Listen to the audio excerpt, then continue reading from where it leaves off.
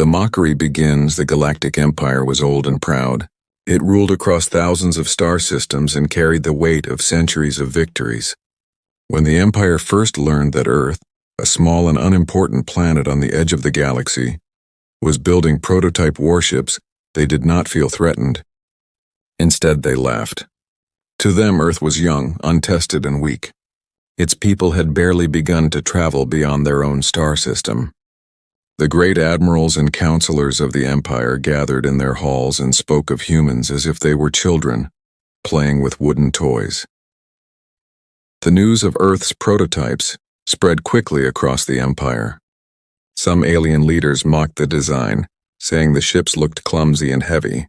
Others declared that humans were wasting their time and resources, building machines that would never survive even a single battle. They pointed at Earth's history of small wars and weak defenses and told their citizens there was nothing to fear.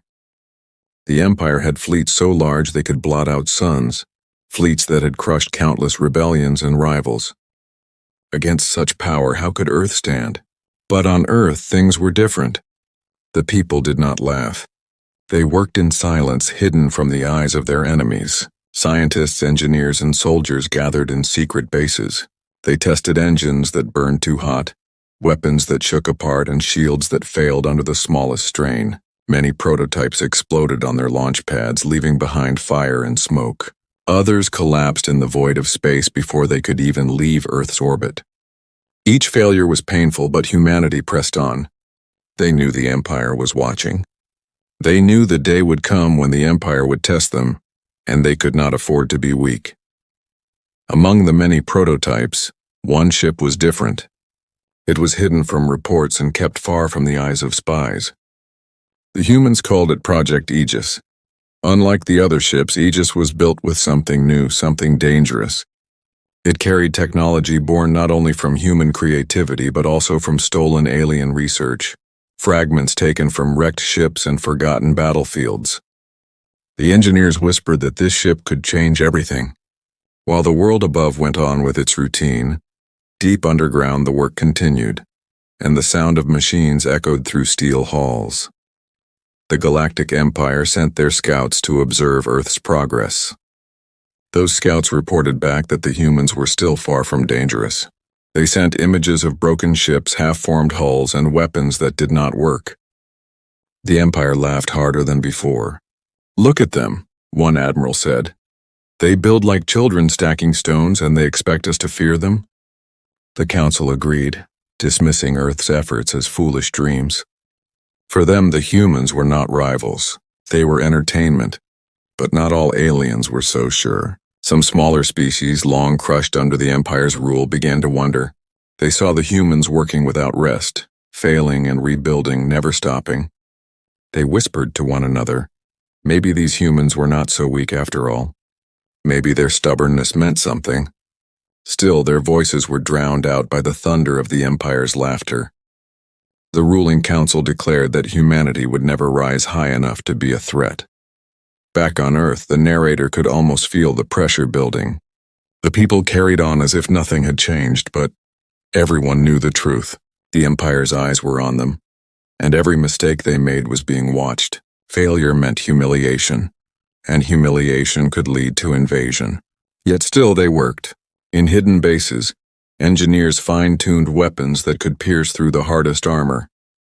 Pilots trained in simulators where entire fleets fought and burned. Soldiers whispered stories about the day their ship would stand against the Empire and show the galaxy what humanity was made of. Project Aegis grew slowly. Its hull was forged in silence, each plate of metal shaped by hands that shook with both fear and hope. The engines were tested again and again until they roared like storms. The weapons were mounted, strange and powerful, humming with energy no alien eye had ever seen, and deep inside, the heart of the ship beat with a rhythm that was not fully understood even by its creators. It was as if the ship itself was alive, waiting for the day it would be unleashed. The Empire ignored the warnings of their few cautious scouts. They told themselves humans would never succeed. But across the galaxy, rumors began to spread. Smugglers and traders whispered in dark ports. They spoke of a hidden warship on Earth, a ship unlike any other. They said it was being prepared for something greater, that it would not only defend humanity but also challenge the Empire itself. Most who heard these stories dismissed them as lies, nothing more than human pride. But some listened carefully, their eyes narrowing in thought. And so the galaxy turned day by day, unaware of how close it stood to change. The Galactic Empire laughed in their grand halls, certain of their eternal power. Humanity toiled in silence, each failure shaping their strength. And in the hidden depths of Earth's shipyards, Project Aegis waited. The narrator leaves the moment hanging. No one in the Empire yet understood the danger. They did not know that a single human prototype would one day stand before their fleet and turn their laughter into silence. For now, the mocking voices of the Empire filled the stars. But soon those voices would tremble. The hidden ship beneath the oceans of Earth, in a secret chamber carved deep into rock and steel, the hidden ship slept. The world above went on with its ordinary rhythm, but below the surface, men and women worked as if every breath depended on what they built. Project Aegis was not spoken about outside those walls. The engineers who shaped its frame lived like ghosts, never seeing the sunlight. The soldiers who trained to fly it vanished from records, their names erased as if they had never lived. To the rest of the galaxy, Aegis did not exist. The shipyards were unlike anything humans had built before. Massive cranes lifted black slabs of alloy that shimmered with strange light. These were not ordinary metals. They came from wreckage pulled from forgotten alien battlefields. The Empire never cared to notice when scraps vanished, but Earth noticed. Every piece of alien metal, every fragment of lost technology was studied and absorbed. Humans were quick to learn and faster still to adapt. The heart of Aegis was its engine. It was unlike any other. Human scientists had studied faster than light drives for decades, but never managed to perfect them. With alien fragments, they created something new. It did not hum like normal drives. It pulsed, steady and powerful, as if it carried its own heartbeat. When it roared for the first time, the ground above trembled and the oceans shifted. The engineers looked at each other in silence, knowing they had made something that no empire had ever dared to imagine. The Galactic Empire still laughed. Scouts sent back reports of failed prototypes, broken ships drifting in orbit, engines that failed before they could even ignite. The counselors mocked Earth in their courts. They build toys, one alien general said, and toys break. The galaxy laughed with them. No one believed Earth could ever rise, but none of those reports spoke of Aegis. None of those images showed the black hull hidden in the ocean. The captain chosen for Aegis was not a famous name. He was not a celebrated commander. He was a quiet man, hardened by battles fought on Earth itself. His name was Elias Ward, and he carried no illusions. He knew the power of the Empire. He had seen the arrogance of their fleets. But he also knew the heart of his people. He trained with patience, learning every corner of the ship, every system, every sound it made. He spoke to the crew not as soldiers under his command, but as partners bound by survival.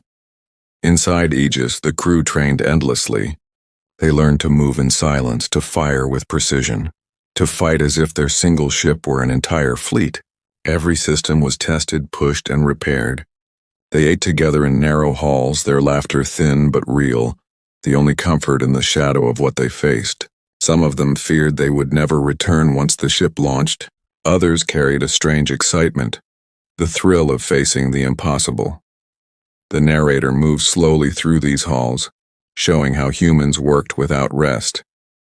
Pilots strapped into simulators that filled their minds with images of battle. Engineers bent over consoles, watching streams of data flow like rivers. The ship itself seemed to watch them, its dark hull reflecting the light of their torches. It was more than a machine. It was a promise. Outside Earth, the stars stretched wide. The Empire's ships patrolled with confidence, certain that no human weapon could challenge them. Their arrogance blinded them. They did not see the signals hidden in the dark, the transmissions carried in silence, the preparations that humans made. Aegis was not meant to defend Earth alone. It was meant to strike where no one expected. Whispers began to spread in distant ports. Traders spoke of a ship hidden beneath Earth's seas, a ship with weapons that burned brighter than suns. Pirates laughed at the rumors, yet some listened carefully.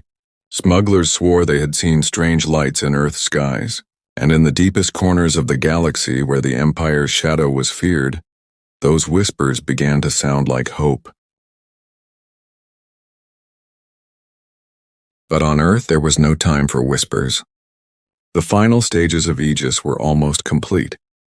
Its weapons were mounted, vast cannons that glowed with strange energy. Its shields, tested against storms and impacts, stood firm.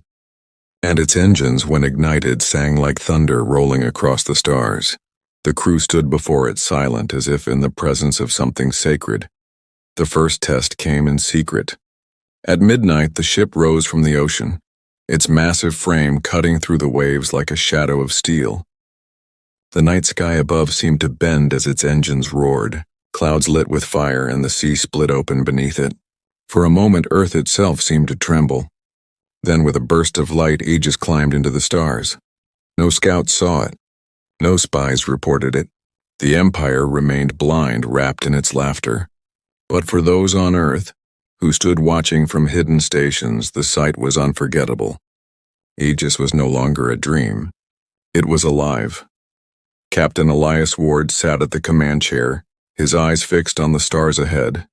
His crew looked to him, waiting for orders, their hearts heavy with both fear and hope. He spoke only once that night. His voice was steady, clear, and carried the weight of everything they had built. We do not fight for pride. We fight because we must. And when they laugh at us again, let them remember this ship. The engines roared once more, and Aegis vanished into the void. The narrator leaves the image hanging. One ship, hidden in silence, carrying the weight of a world. The Empire still laughed. But in the darkness between stars, their laughter had already begun to fade. The first encounter. The Galactic Empire did not send warnings. It never needed to. When it moved, the galaxy obeyed. That was how things had always been. So when whispers reached the Empire's admirals about Earth's hidden warship, they did not take them as threats. They took them as excuses. Excuses to show their strength once more. Excuses to remind the galaxy that no world could rise without their permission. From their grand halls, the order went out. A fleet of warships would gather at the edge of human space. Not a small patrol, not a token force, but a true fleet. Hundreds of cruisers and carriers, each bristling with weapons that had burned down empires before. They called it a lesson. Earth, they said, must be reminded of its place. The fleet moved like a storm. Across the stars, its engines glowed red and gold, stretching in a line so vast it seemed endless. Traders who crossed their path fled in silence, whispering what they had seen. Rumors spread like fire, an entire fleet sent to crush one small planet. And still the Empire laughed. On Earth, the news arrived quietly. The command centers lit with warnings. Satellites tracked the movement, and for the first time, fear filled every hidden chamber. The fleet was too large, too powerful. No world had ever stood against such strength and survived. Yet in the silence of Earth's oceans, Project Aegis prepared. The ship rose once more from the waters, its black hull glistening with starlight, its engines burning with steady fire. Captain Elias Ward stood on the bridge, watching the data scroll across the displays. His crew moved without panic. They had trained for this moment again and again, though none had truly believed it would come so soon. Every hand was steady, every voice calm. The air was heavy, but it was not with fear. It was with focus. The first sight of the enemy came as a ripple on the sensors. Small points of light appeared in the void, then grew into giants. The alien fleet stretched across the darkness, their weapons glowing, their shields alive with energy. It was a sight meant to crush hope, to remind humans of their weakness. For centuries, the Empire had won battles by fear alone. The aliens sent a message before the first shot. It was not a warning. It was laughter. Their voices filled the comms with mockery, calling Aegis a toy, calling humans fools for thinking one ship could face them. Some even suggested they capture the ship, tear it apart, and display its pieces as trophies. Their voices carried the arrogance of a power that had never known true defeat. Elias Ward did not answer. He let their words hang in the air, empty and cruel. Then he gave one order, simple and clear: fire. The silence shattered. Aegis roared to life, its cannons glowing with strange blue fire. The first blast cut through the void like lightning, striking a massive alien cruiser at the fleet's front. Shields flared, tried to hold, then collapsed in a burst of sparks. The cruiser's hull tore open, fire spilling into space. In seconds, a ship the size of a city was nothing but debris. The laughter on the comms died. The aliens screamed orders, their voices sharp with sudden fear. Dozens of ships turned their weapons on Aegis. Lasers, plasma, and missiles filled the void, a storm of light meant to swallow the lone ship. But Aegis moved like no other. Its engines twisted it through the barrage, sliding between streams of fire, diving through explosions. Where other ships would break, it danced. Another blast came from its cannons, then another. Each strike was precise, each strike fatal. A second cruiser split apart, then a carrier, the void filled with wreckage, glowing with flames that burned without air. The alien fleet, mighty and endless, now carried wounds it had never known before. On the bridge, the crew did not cheer. They only worked, hands moving across controls, eyes fixed on the battle. They knew what they faced.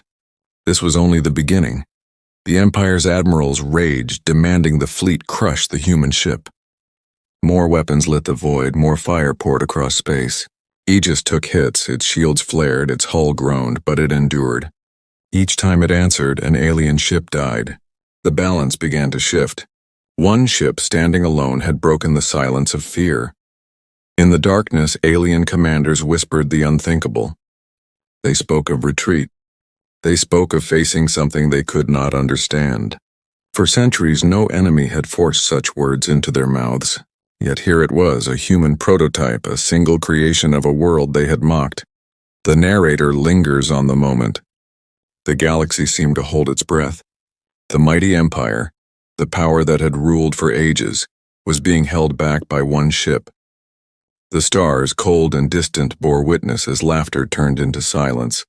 And then as another alien ship exploded in fire, Captain Elias Ward spoke at last.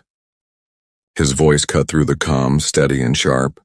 "You wanted to see our toy," he said. "Now watch what it can do." The fleet trembled. The battle was not over, but already the Empire understood what it had never believed possible. Humanity had struck, and the galaxy would never forget it. The trembling fleet, the void of space, was no longer filled with laughter. The echoes of arrogance had burned away in fire and wreckage. Where the Galactic Empire once believed it was untouchable, now it faced something it could not explain. One ship, one human prototype, moved through its fleet like a shadow of death. The alien commanders shouted orders, their voices breaking with panic. They had trained for countless battles, but none of their strategies prepared them for this. They launched wave after wave of attacks, missiles that could split moons, beams that could cut through steel worlds. Yet Aegis moved with strange grace, twisting between storms of fire, answering with weapons that struck with merciless precision. The crew aboard Aegis worked like a single mind. Every hand was steady, every order carried weight. The gunners fired in rhythm, their shots tearing apart ships that had once been symbols of Empire power. The engineers fought to hold the shields together, sparks leaping from panels as the ship absorbed punishment no other craft could endure. And at the center of it all sat Captain Elias Ward, silent, calm, his eyes fixed on the stars as if he had already seen the end. The Empire's fleet began to break. First it was whispers among the lower ranks, quiet voices asking if they should retreat. Then it was actions, ships pulling back, their captains choosing survival over pride. But retreat did not save them. Aegis hunted them with relentless fire, each blast cutting down those who turned their backs. The void was littered with burning wreckage, a graveyard of arrogance. For the first time in centuries, the Galactic Empire trembled. Across their ranks the fear spread like a plague. Soldiers who had believed the Empire's power eternal now stared at their collapsing fleet and felt the weight of doubt. Admirals who once spoke with certainty now screamed with disbelief. How could one ship, one human ship, undo them? The narrator moves closer, showing the faces of the alien commanders. Their eyes were wide, their jaws clenched with fear. They had expected an easy hunt. They had expected to drag Earth's prototype into the light and destroy it before all the galaxy. Instead, they were the ones exposed, their weakness laid bare for every whispering corner of the stars to see. And then, Aegis spoke. The comms lit up with a single transmission, carried across every channel. It was not a threat. It was not a boast. It was only 5 words, spoken in a voice steady and cold. This is only the beginning. The words spread through the fleet like fire. Every alien soldier heard them, every commander felt them. The meaning was clear. Humanity was not finished.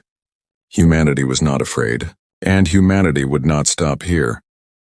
The alien ships wavered, some breaking formation, others turning their guns not at Aegis but at each other in confusion.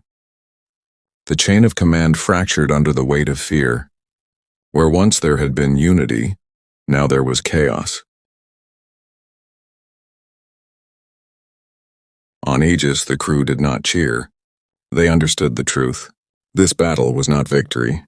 It was only the first strike. They could see the damage on their own ship, scars cut deep into the hull, systems straining under the pressure of survival. They had endured, but they knew the Empire would not forget. The next wave would be greater. The next storm would be worse. Still, in that moment, something powerful filled the hearts of every human watching. For the first time, they had looked into the face of the Empire and seen fear staring back. That fear was worth every sacrifice, every failure, every hour spent in secret building the ship that now carved its name into history. Far away, across the galaxy, smaller nations and oppressed worlds listened to the reports. They had lived in silence under the Empire's shadow for generations. They had bent their heads, afraid to resist. Now they heard of one human ship standing against the fleet of fleets. Now they heard of laughter turned into silence. And in the dark, those nations whispered a new word: hope. The Empire tried to regain control. Their leaders sent messages of denial, claiming the losses were exaggerated, that the humans had only struck by chance. But the wreckage drifting in space told the truth. The images spread, carried by smugglers, traitors, spies. The galaxy had seen the fire, and the galaxy would remember. The narrator lingers on the silence that followed the battle. The stars glowed cold and distant, their light falling across fields of wreckage. Among the ruins, Aegis drifted, scarred but alive. Its engines burned with quiet fire, its cannons still glowing. It had survived, and that survival was louder than any words. On the bridge, Elias Ward looked at his crew. Their faces were pale, their eyes tired, but none turned away. They had stood against the storm, and they had not broken. He spoke softly, but his words carried through the halls. They will come again. They will come with more ships, more power, more fury. But today they learned something. They learned that humanity does not bow. The crew answered with silence, but their silence was stronger than any cheer. It was the silence of resolve, of men and women who knew they had stepped into legend. And so, as the wreckage of the Empire's fleet drifted into darkness, Aegis turned its engines once more. Its path was not back to Earth, not yet. It had a message to deliver, a message the galaxy would not ignore. The narrator leaves the image burning in the mind. One ship, scarred and defiant, carrying hope across the stars. Behind it, the greatest fleet in the galaxy lay shattered. Ahead of it, the future waited, trembling. The message to the galaxy, the wreckage of the battle, drifted in silence. Fragments of once mighty warships spun slowly in the void, glowing faintly with the last sparks of fire. For centuries, the fleets of the Galactic Empire had carried fear wherever they went. Now their remains floated like broken statues, proof that even the strongest could fall. And at the center of this graveyard moved one ship, black and scarred, its engine still burning. Project Aegis had survived. Across the galaxy, the story began to spread. Traders carried tales of the battle into hidden ports. Smugglers whispered of a single human ship that tore through an empire's fleet. Captains who had fled in fear spoke of cannons that burned brighter than suns, of a vessel that moved like a phantom through storms of fire. Each retelling changed the details, but the heart of the story remained the same. Humanity had faced the Empire and lived. On worlds ruled by the Empire, whispers rose in the streets. The weak and the oppressed who had long bowed their heads began to lift their eyes. If one ship could do this, what more could humans build? What more could other worlds dare to dream? In dark corners and quiet halls, the laughter of the Empire was replaced by something far more dangerous: hope. But in the high towers of the Empire, the mood was different. The council met in rage. Their faces burned with humiliation. Their voices echoed with fury. They swore vengeance, swore that Earth would be crushed until nothing remained but dust. To them, the loss was not just ships or soldiers. It was pride, and pride wounded is more dangerous than pride intact. They began to plan a greater assault, one that would leave no room for resistance. Back aboard Aegis, the crew did not think of glory. They walked the scarred halls, patching wounds in the metal, repairing what they could with hands that trembled from exhaustion.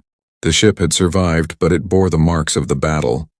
Burned panels, twisted steel, systems that groaned with every spark of energy. Yet as they worked, they knew they were no longer unknown.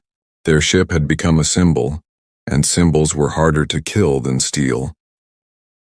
Captain Elias Ward sat in the command chair, his eyes heavy but sharp. Around him, the crew moved in silence, waiting for his next words. He understood the weight of what had been done. They had not only fought a battle, they had carved a message into the stars. He activated the ship's transmitter, linked it to channels across the galaxy, and spoke. His voice was not loud, but it was clear. We are humanity. You thought us weak, you thought us fools, but you were wrong. You mocked our prototypes, you mocked our dreams, yet today one ship has stood against your empire. Remember this. The age of your laughter is over. The words carried far, farther than he could know. Across the galaxy, listeners paused. Some felt fear, others felt awe. But all understood the Empire was no longer eternal. A new force had spoken, and its voice was human. The narrator slows, showing how the words rippled outward. On forgotten worlds, slaves and soldiers whispered them in secret. On distant stations, traders repeated them with pride.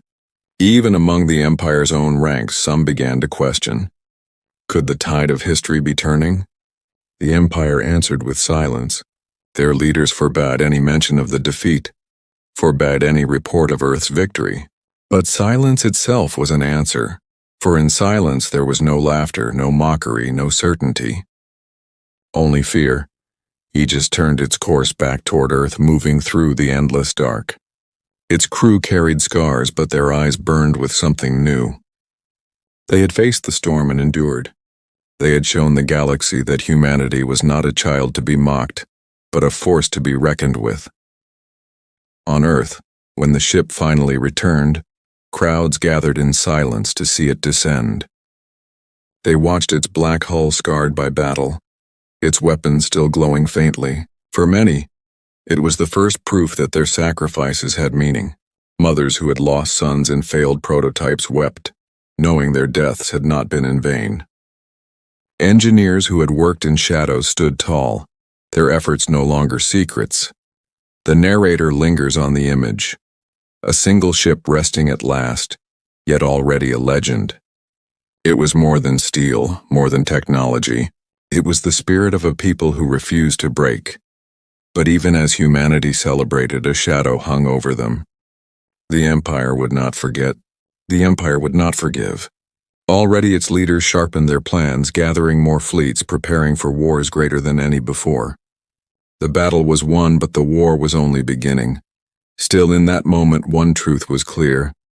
Humanity had stepped into the galaxy not as a joke, not as a weak world, but as a challenger. And the galaxy trembled. The story closes on the voice of the narrator, cold and certain. The Empire had laughed at human prototypes, but one ship had silenced them. One ship had turned fear back on the rulers of the stars.